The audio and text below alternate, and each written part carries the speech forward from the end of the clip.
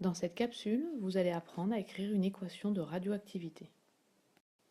L'objectif est d'être capable de déterminer la formule du noyau fils qui se forme en fonction du noyau père de départ et de la particule émise lors de la désintégration radioactive.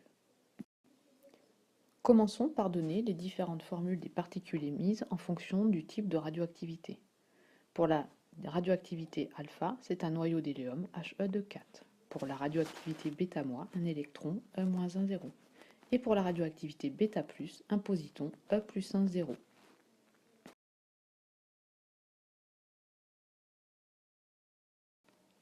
Pour déterminer le noyau fils qui va se former, nous utilisons la loi de conservation, c'est-à-dire que Z du noyau père égale Z' plus Z de la particule, et A du noyau père égale A' plus le petit a de la particule.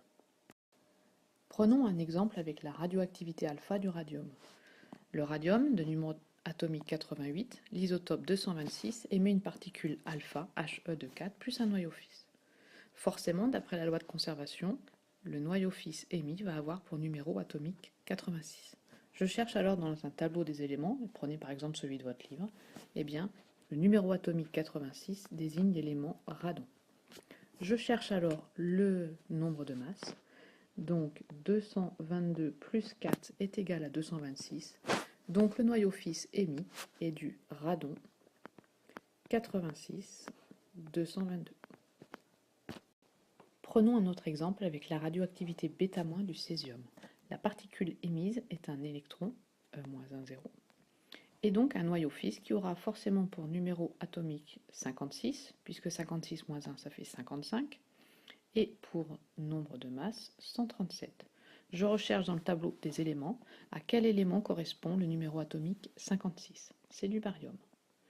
Donc le noyau fils émis est du barium, et c'est l'isotope 137 du barium. Prenez une feuille, le tableau des éléments dans votre livre et un crayon, et maintenant ça va être à vous de jouer. Déterminez le noyau fils émis lors de la radioactivité alpha de l'uranium. Mettez sur pause. Voilà, ça doit être fait. Donc forcément, le noyau fils qui est émis a pour numéro atomique 90, puisque 90 plus 2 égale 92. Je cherche dans le tableau des éléments, cela correspond au thorium, et l'isotope du thorium qui se forme, c'est l'isotope 231, puisque 231 plus 4 est bien égal à 235.